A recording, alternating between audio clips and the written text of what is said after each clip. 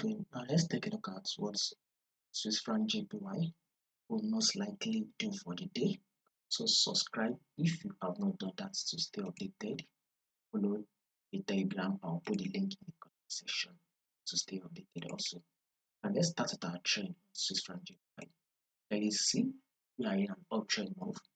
I've also plotted the trend line. Now this is our first high. This is our higher low. This is also our higher high. This is our higher low. This is also the higher high. Market has given us the higher low. Now we should be expecting a new higher high on our Swiss franc JPY.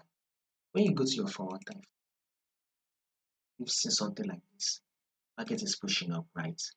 Expect a little bit of a pullback, just a little bit, then another push up is what we should be expecting on Swiss franc JPY. So above all, our bias Swiss franc JPY should be bullish. We should expect some bullish move for the day.